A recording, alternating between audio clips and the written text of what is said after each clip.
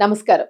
కోనేరు మనం ప్రతి ఆలయం దగ్గర గూడా కోనేరు అనేది ఉంటూ ఉంటుంది. వెనుక గాని, ముందర గాని కోనేరు అనేది ఉంటుంది. ఆ కోనేరుకి చాలా ప్రత్యేకత ఉంటది. అక్కడ స్నానం చేసినా మనం తలనీలాలు తీసుకునేలా. కానీ అసలు దాని విశిష్టత ఏంటి? ఎందుకు మనం గుడి దగ్గరికెళ్తే కోనేటిలో స్నానం చేయాలనో, లేదా నీళ్లు చల్లుకోవాలనో, ఈ ప్రత్యేకత ఎందుకసలు? దీని కథ ఏంటి అసలు? వెళ్ళడం వలన ఉపయోగం ఏంటి? ఎందుకు వెళ్ళాలి? ఇవన్నీ గూడా గురువుగారిని అడిగి తెలుసుకుందాము. మనతో పాటు ఈరోజు శివనరసింహ తంత్రి గారున్నారు. వీడియోలోకెళ్ళిపోదాం. నమస్తే గురువుగారు. ఓం శమమ్మ శతశ్రీనమయ్య. ముందుగా శ్రావణ మాసం. మీకు గూడా శ్రావణ మాసం శుభాకాంక్షలు. పూర్తిగా థాంక్ యూ. అన్ని పండగలకిను. శ్రావణంలో వచ్చే ప్రతి పండగకి మీకు శుభాకాంక్షలు. ఎందుకంటే మీరు బిజీ అయిపోతారు మళ్ళా దొరకరు సరిగ్గా. అందరూ మా ప్రేక్షకులందరూ కూడా శ్రావణ మాసం శుభాకాంక్షలు. అవును. మంగళగురు వరలక్ష్మి వ్రత శుభాకాంక్షలు. హ్మ్.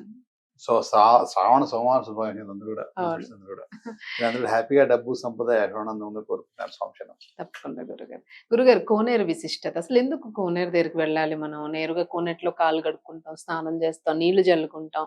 కొన్ని కొన్ని కోనేరుల్లో మధ్యలోనే వినాయక విగ్రహాలు అలా మధ్యలో మళ్ళా ఒక గుడి ఉంటూ ఉంటుంది. దాని ప్రత్యేకత చెప్పండి. ఓకేమ్మా, సరే. కోనేరు అనుకున్నాం. తర్వాత తీర్థ అంటే ఏదైనా గుండము అనేసి అంటుంటారు. తీర్థగుండం. తీర్థగుండాలు అవునవును. అంటుంటారు. కరెక్ట్. తీర్థగుండం. ఇవన్నీ ఏముండని సరే దానికి స్టోరీస్ మహానుభావులు చాలా మంది కేరళలో చెప్పారు. గూడా అంతే అంటారా? అన్ని అన్ని తీర్థగుండము, ఉంటాయి. కోనేరనేనా? కలశ స్థాపన ఉండేది వాటరే కదా, అంతే. ఏ విధంగా ఉంటుంది. అందునుంచి సరే దీని స్టోరీ కన్నా దీనివల్ల రెమెడీ చేసి మనకి ఎలాంటి ధనయోగం వస్తుంది హ్మ్. కోనేరు ద్వారా హ్మ్. అది మనం చెప్పుకున్నాం. హ్మ్. ఇక ముందుగా మా స్వామి ధ్యానం చేసి ముందుకు వెళ్ళిపోయింది. స్వామి చేసిన ఒక సురుమూర్తి మా శాస్త్ర పరిగణ హరియసుతన జ్యోతి స్వరూపం ఉమాపతి రమాపతి భాగ్యపుత్రం శ్రీ పరశురామదేవుని వల్లమైన శ్రీ స్వామి చేసిన. ఒకప్పుడు ఋషులు మునువులందరూ దేవాలయం జపం తపం చేస్తూ అక్కడ దేవాలయం ఏర్పాటు అవుతుంది. దాని హ్మ్. తర్వాత వాళ్ళకి ముందు కావాల్సింది ఏంది, వాళ్ళు జపం చేసిన తపం చేసిన సిస్టమ్స్ అంతా ఒక కోనేటిలో తీర్థంగా విడిచిపెట్టేస్తారు అనమాట. ఆ అవును. శక్తిని అంతా వాళ్ళు చేసిన శక్తి మొత్తం ఉంటుంది. దాని తర్వాత అక్కడ దేవారాధన, శివారాధన, విష్ణు ఆరాధన, ఏ ఆరాధన చేస్తే అక్కడ దేవాలయం నిర్మాణం అవుతుంది. అక్కడ కోనేటిలో వీళ్ళ పవర్ మొత్తం అక్కడ విడిచిపెడుతుంటారు అనమాట. హ్మ్. ఇదేంటంటే ఎవరైతే యోగులు ఋషులు వీళ్ళందరూ ఉంటారో వారందరూ సస్యశ్యామలంగా దేశ అభివృద్ధి కోసం, మానవాభివృద్ధి కోసం అందరూ కూడా సస్యశ్యామలంగా ఉండడానికి వాళ్ళ దేవారాధన, వాళ్ళ శక్తి మొత్తం కూడా దారపోస్తున్నారు అనమాట. మొత్తం ప్రజలందరూ కూడా మనందరూ కూడా ఒక్కొరు ఒక విధంగా సేవ చేస్తున్నారు. వారు ఋషులు వాళ్ళందరూ మనకు సేవ చేస్తున్నారు. మనందరూ బాగుండాలి, సస్యశ్యామలంగా పంట పొలాలు కానీ అన్ని కూడా నిండుగా అన్ని బాగుండాలన్న ఆలోచనతో, ఆరోగ్యవంతులు ఉండాలన్న ఆలోచనతో వారి దేవారాధన శక్తి పెరుగుతూ ఆ శక్తిని మొత్తం మనకు తీర్థగుండాలలో ధారపోశారు. అందునుంచే ఎక్కడ దేవాలయం వెళ్తే పెద్దవాళ్ళందరూ ఏమంటుండే వెళ్ళబడటం, తీర్థయాత్రకి వెళ్తున్నాం అంటారు. తీర్థయాత్ర అంటే తీర్థగుండంలో స్నానం చేయడం, తీర్థ నదిలో స్నానం చేయడం, ఇవన్నీ వాటర్ సంబంధించితే ఎక్కడైనా ప్రత్యేకత ఉంటుంది అన్నమాట వాటర్కి.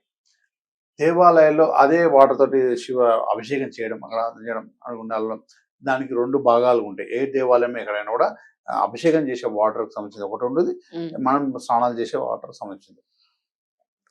ఇక్కడ కొన్ని మనము స్నానం చేస్తుంది ఉంటుంది, లేకపోతే స్వామివారికి అభిషేకం చేసేది ఉంటుంది. నదులు ఉంటాయి, పని ఉంటాయి. సరే ఏదైనా ఎక్కడున్నా కూడా దేవాలయంలో మనకు ఇంట్లో పాజిటివ్ ఎనర్జీ రావడానికి అక్కడ ప్రత్యేకమైన యోగ క్రియలను జరిగేసి వాస్తు దిగ్బంధన చేసేసి యంత్ర బలం ఉంటుంది, అక్కడ తంత్ర బలం ఉంటుంది. ఆ బలంతో మనం దేవాలయంకి వెళ్తే మనలో ఉన్న ఆర పెరుగుతుంది, మనకున్న చిన్న అందుంచి అబ్బా గుడికి పోయి రాగానే నాకు పని జరిగింది, ప్రశాంతంగా ఉంది, నాకు అక్కడ పోయి రాగానే నాకు ఒక పని జరిగింది, ఒక మంచి జరిగింది అంటే చెడు అనేది వెళ్ళిపోతుంది. అది చేసుకో మనలోనే నెగిటివ్ కానీ ఏదైనా బాడీలో పని చేస్తుంటారు. బాడీ ఉంటుంది, భగవంతుడు మనకి ఇచ్చిన బాడీ మనకు తోడు అనేది ఏది ఉండదు. ఏ భర్త ఎవరు కూడా మనకు తోడు అనేది ఉండదు. మన శరీరమే మనతో తోడు ఉంటుంది. మనమే గ్రేట్. భగవంతుడు మన ప్రత్యేకమైన ఆనందాన్ని రెడీ చేసి పెట్టాడు. మనకి ఇంకోరు ఉండరు. మనమే అన్నిటిగా, మనమే మనమే గ్రేట్, మనమే రాజు, మన శరీరం మనమే గ్రేట్ అనమాట. మనమే గ్రేట్ అనుకో, మన శరీరాన్ని ప్రేమించాలి, మన శరీరాన్ని ఆరాధించాలి, మన శరీరాన్ని చూసుకోవాలి. అందుగురించి మనలో ఉన్న నెగిటివ్ ఫోర్స్ బాడీకి ఏమైనా చెరిగితే ఇమీడియట్గా శరీరం అనారోగ్యం ప్రాబ్లం అవుతుంది, ఇబ్బంది అవుతుంది. అందుకే ఇట్లా దేవాలయం అక్కడ ఇక్కడ వెళ్తుంటే ఇది నెగిటివ్ ఫోర్స్ వెళ్ళిపోయి మనకు పాజిటివ్ ఎనర్జీ వస్తుంది. అంటే మనమే గ్రేట్. భగవంతుడు మనం ప్రత్యేకంగా రెడీ చేసాం మనల్ని, మనం హ్యాపీగా ఉండాలి. మనలోకి ఇంకో పీస్ రావాలి, ప్రత్యేకమైన పీస్ అంటారు కదా, అట్లా మనం ఆనందంగా ఉండాలి, హ్యాపీగా ఉండాలి, మనం ప్రత్యేకమైన వాళ్ళం అనమాట. మన శరీరం మనం ప్రేమించాలి, మనకు తోడు వచ్చేది అది ఒకటే, లాస్ట్ ఎన్ని దాని తర్వాత వెళ్ళిపోతుంది. అందుగురించి ఎవరు మనకు తోడు ఎవరు ఉండరు, శరీరము మనకు తోడు ఉంటుంది. ఉమ్, కాబట్టి అది హ్యాపీ ఉంచుకోవాలని చెప్తాను. ఉమ్, అంటే ఈ దేవాలయంలో మనం వెళ్తుంటే కోనేరు దేవాలయంలో ప్రత్యేకంగా మనం నెగిటివ్ ఏమైనా ఉన్నాయని చూసినా ఉమ్, అసలు ఆడ స్నానం అవి కాదు ముఖ్యమైన చేయాల్సింది. ఉమ్. ఆ కోనేరు దగ్గర పోయి మొహం చూసుకోవాలి. ఆహా ఓకే, స్నానాలు చేసి రావడం అది ముఖ్యంగా వెళ్ళంగానే మనం వెళ్ళంగానే మన ఫేస్ అలా చూపించేస్తుంటే ఆడ ఆడ ఉన్న పవర్ అంతా ఏడుంటుంది, వాటర్ ఉంటుందని చెప్పాను ఉమ్, కదా. ఆడ శక్తి మొత్తం ఎక్కడుంది, వాటర్. వాటర్ లో ఉంది. అయితే అలా మొహం చూడడం వల్ల మనలో ఉన్న ఓకే ఓకే నెగిట్ మొత్తం లాగేసుకుని ఆడ ఉన్న పాజిటివ్ ఎనర్జీ మన బాడీలో ఓకే, పంపించేస్తుంది. నీటిలోనే మన నీడని మనం చూసుకుంటే శక్తి అనేది. ఇప్పుడు చూడండి కొన్ని దేవాలయాలు అక్కడ కూడా ఏమైనా చేస్తుంటే కొన్ని దోషాలు పోండి, ఆయిల్ మొహం చూడండి, ఈ దోషం చూడండి, ఈ దోషం చూడండి, ఇలా ఈ ఆయిల్ చూడండి అలా ఎందుకంటే చేస్తుంది. ఇంట్లో చూడకూడదు ఆయిల్, ఇంట్లో చూడకూడదు. ఇంట్లో ఆయిల్ ఇంట్లో బకెట్ల కానీ వాటర్ లో బాయిల్ కోనేలో మన మొహం చూడకూడదు. ఓకే ఓకే, బయట మాత్రం చూడాలి. దేవాలయం ఇంట్లో పవర్ ఉంటుంది, ఇంట్లో మాత్రం నెగిటివ్ ఉంటుంది, మనకి ఏం వల్ల ఎక్కదు కదా, ఇంట్లో దోషం వస్తుంది చూస్తే. అందుకే బయట దేవాలయం ఇంట్లో ఏంటంటే పవర్ ఉంటుంది కదా. దేవాలయంలో మునులు ఋషులు వీళ్ళందరూ కూడా ఆ శక్తి అనేది ఆడ ఉంది కాబట్టి మన పవర్ అంటే ఆ శక్తి వాటర్ తోటే ఆడ అభిషేకిస్తుంటే ఇంకా పవర్ పెరుగుతుంటుంది అక్కడ.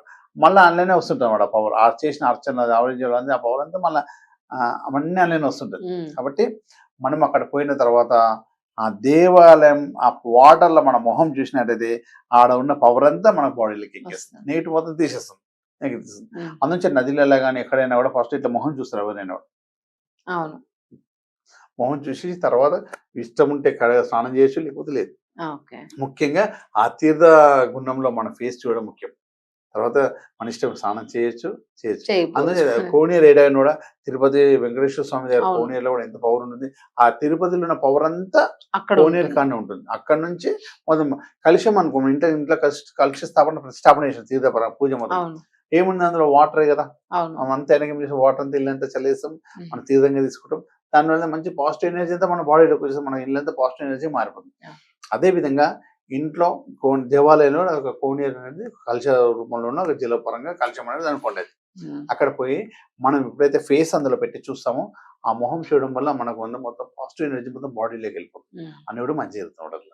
అది చెప్పాను కదా, అద్భుత చాలా మంచి రెమెడీ అసలు ఇది. అండ్ ప్రతి ఒక్కరు వెళ్తారు, వాళ్ళకి అవకాశం దొరుకుతుంది కూడా అక్కడ జాగ్రత్తగా చూసి. ఇంకోటి ఏంటంటే ప్రత్యేకంగా కొన్ని అప్పటి ఋషులు అందరూ ప్రత్యేకంగా దేవశిల్పులందరూ ప్రత్యేకంగా రెడీ చేశారు టెంపుల్స్. శ్రీశైలం దేవాలయం, శ్రీశైలం లో ఉన్న దేవాలయంలో ఆడ కోనేటిలో స్వామివారి శిఖరం కనబడుతుంది. ఆ వాటర్ లో స్వామివారి శిఖరం కనబడుతుంది. ఆ శిఖరం చూసినట్టయితే మనకు ఆ పవర్ మనకి రిఫ్లెక్ట్ అవుతుంది.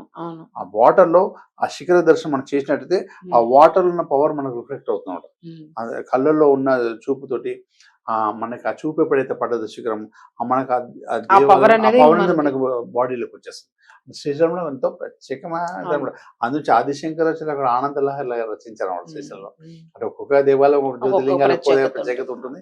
కాకపోతే మనకు అతి దగ్గరలో మనకు వాటర్ గురించి మాట్లాడుతున్నాం కాబట్టి ఇది మాట్లాడడం. కొన్ని తెలంగాణలో వేములవాడ కోనేరు చాలా పవర్ఫుల్. ఆ వాటర్ తాకుతున్న సర్వ రోగాలు మాయం అయిపోతాయి. అంటే వాటర్ కి ప్రత్యేకమైన రోజులు. ఇంకా కామాఖ్య దేవి అస్సాంలో ఉన్న గౌహతి నుంచి కామాఖ్యదేవి దేవాలయంలో నీల పర్వతంలో అమ్మవారు కొలువై ఉన్నారు. అక్కడ ప్రతి ఒక్క దేవాలయం వాటర్ తోటి ఉంటుంది, విగ్రహాలు ఏముండవు, అందులో ఓన్లీ వాటరే. ఆ కలశ రూపంగా కలశం ఇట్లా వాటర్ ఉంటుంది, ఆ దేవాలయం మొత్తం వాటర్ ఉంటుంది. ఆ వాటర్ లో కూడా ఫేస్ చూస్తారు అంతే.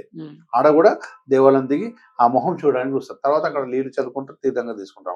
ఇది మొత్తం ప్రత్యేకమైన రోజులు కొన్ని ప్రత్యేకంగా అందువచ్చే మనమందరం హ్యాపీగా ఉండాలి. ఏవి చేయాలన్నా కూడా దేవాలయంకి వెళ్ళడం ఇది ప్రత్యేకంగా ఫస్ట్ చేయండి, తర్వాత దేవదర్శనం చేసుకోండి. అంటే మీరు పాజిటివ్ ఎనర్జీ నింపేసుకోండి, తర్వాత దేవదర్శనం చేసేసుకోండి. తప్పకుండా మీరు శ్రీశైలం మనకి దగ్గరగా ఉంది. ఇంకా మీకు ఏవైనా ఇతర దేవాలయాలు దగ్గరగా ఉన్నాయి కోనేరు అంటే వెళ్ళి చక్కగా మీ ప్రతిబింబాన్ని అందులో చూసుకోండి, పాజిటివ్ ఆరాన్ని పొందండి. అండ్ మీకున్న దోషాలన్నీ కూడా దాంతో తొలగిపోతాయని గురుగారు చెప్తున్నారు. ఇంకేమైనా మీకు ఇతర సమస్యలు ఉంటే ట్రిపుల్స్ డివోషనల్ గ్రూప్ అన్ని వస్తువులకి కూడా అందుబాటులో ఉంటుంది. అండ్ మీ పరిహారాల కోసము గురుగారి నెంబర్ స్క్రోల్ అవుతుంది, నెంబర్ నోట్ చేసుకోండి. గురుగారిది పర్సనల్ అపాయింట్మెంట్ కూడా తీసుకోండి.